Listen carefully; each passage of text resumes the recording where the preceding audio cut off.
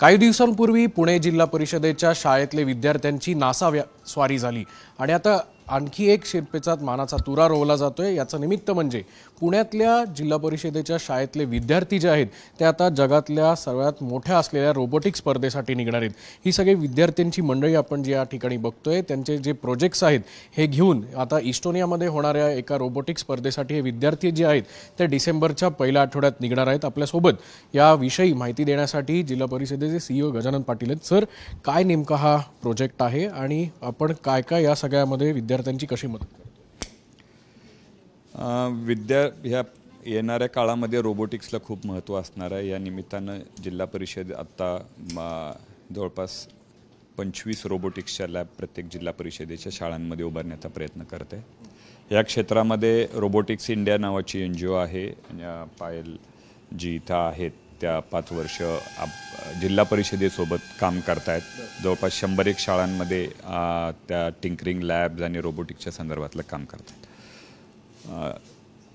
जगामध्ये रोबोटिक्सच्या शाळांमधल्या स्पर्धेसाठी इस्टोनिया फेमस आहे। तिथे दरवर्षी स्पर्धा होत असतात रोबोटिक्स संदर्भातल्या आणि जवळपास 78 देश तिथे देशातील विद्यार्थी पार्टिसिपेट करत आहेत। यावर्षी या स्पर्धेचं देशातील स्पर्धेचं आयोजन MIT मध्ये केलं होतं आणि त्यामध्ये मला सांगायला आनंद वाटतो जिल्हा परिषदेच्या 2 शाळा आहेत, लोणीकंची शाळा आहे आणि जिल्हा परिषदेची हिंजवडीची शाळा, त्याचबरोबर पुणे शहरातल्या 3 शाळा, अशा 5 शाळांचे विद्यार्थी इस्टोनियाला जात आहेत।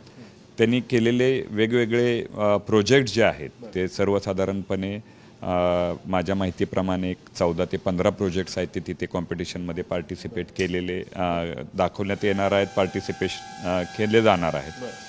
त्यांच्यामध्ये विशेष करून आत्ता जी थीम आहे त्यांची ती गर्ल्स फायरफॉक्स नावची थीम आहे, त्या बेसिसवर ही कॉम्पिटिशन होणार आहे। तर मला आनंद आहे की जिल्हा परिषदेच्या शाळेतील 4 विद्यार्थी आता इस्टोनियाला रोबोटिक्सच्या स्पर्धेसाठी चालेत। म्हणजे आपल्या देशामध्ये त्यांचा देश रिप्रेझेंट करतायत आणि त्यामुळे माझी शुभेच्छा आहेत जिल्हा परिषदेच्या वतीनं, आमच्या वतीनं, की ते पुण्याचं आणि देशाचं नाव इस्टोनियामधल्या कॉम्पिटिशनमध्ये रोशन करतील। धन्यवाद। मॅडम, काय प्रोजेक्ट आहे आणि विद्यार्थ्यांची आपण तयारी कशी करून घेतलेली आहे? कुठले कुठले प्रोजेक्ट्स या निमित्ताने या ठिकाणी आपण मांडतो?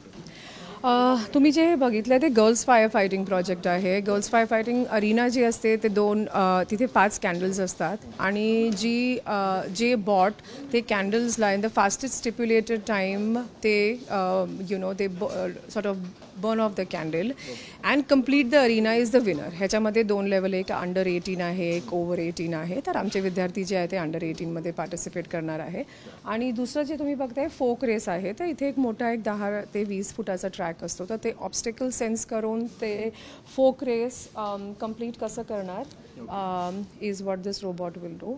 आणि लाईन फॉलोवर अजून एक चॅम्पियनशिप कॅटेगरी आहे ज्याच्यामध्ये आम्ही पार्टिसिपेट करणार आहे। हे जे तुम्ही प्रोजेक्ट्स बघताय ते मेनली ऑन्टरप्रिनरशिप प्रोजेक्ट्स आहेत। तर एक शार्क टँक जे आपला प्रोग्राम असतो त्याच्यामध्ये ते मुलं जे पार्टिसिपंट्स पिच करतात, ते शार्क टँकवर आधारित हा ऑन्टरप्रिनरशिप चॅलेंज आहे की आपण एम्प्लॉयमेंट गॅप कसं एज्युकेशनद्वारा शॉर्टन करतो, सिमिलरली आपण ऑन्टरप्रिनर्स किती बनवणार as a country, that is the main reason of the entrepreneurship challenge. धन्यवाद। काय विद्यार्थ्यांची देखील आपण बातचीत करणार आहोत। तुझा प्रोजेक्ट कुठला आहे, काय नाव आहे तुझं आणि कुठल्या शाळेत नाव आहे? माझं नाव स्वरा श्रीपाल बटेवरा आहे। माझा प्रोजेक्ट आहे गर्ल्स फायर फायटर। ही कॅटेगरी फक्त गर्ल्ससाठी आहे। ह्याच्यामध्ये काय असतं, एक प्रोजेक्ट असतो, एक रोबोट असतो, त्याला 4 कॅन्डल्स हे करायचे असतात, विझवायचे असतात। हा माझा प्रोजेक्ट आहे। हे जे आहेत ते सेन्सर्स आहेत, अल्ट्रासोनिक सेन्सर्स। हे आहे ते फ्लेम सेन्सर आहे। हे जे आहे ते फायबर आहे। हे जे आहे ते मोटर ड्रायव्हर आहे। हे जे आहे ते आर्डिनो नॅनो आहे। हे जो आर्डिनो नॅनो आहे ना, तो या सगळ्या सेन्सर्सला, या सगळ्या मोटर्सला कंट्रोल करत असतो। ते एक मेन ब्रेन आहे माझ्या रोबोटचं। कशी तयारी झाली आता तुझी इस्टोनियाला जाण्यासाठी? एकदम मस्त। एक्साइटेड आहेस? हां, खूप। तुझा प्रोजेक्ट कुठला आहे, काय नाव आहे तुझ्या प्रोजेक्ट? माझा प्रोजेक्ट आहे हा वाला। काय याच्यात काय काय केलं जातं? याच्यामध्ये हा आहे अल्ट्रासॉनिक सेन्सर। हा इथे समजा ही जी वस्तू आहे ती इथे आहे, तर मग हा सांगतो की ही वस्तू किती अंतरावर आहे आणि कोणती वस्तू आहे.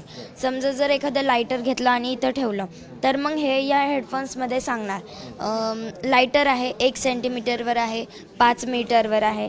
तर हे जर रास्पबेरी पाय आहे, याच्यावर हा कॅमेरा लावलेला आहे.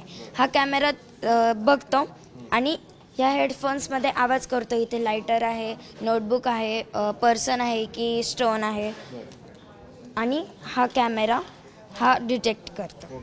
कितवीत आहेस तू? एवढा सगळा अभ्यास कसा काय केला? मी आता 6वीमध्ये आहे.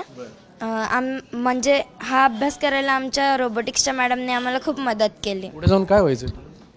मला का रोबोटिक्समध्येच म्हणजे सायंटिस्ट व्हायचं.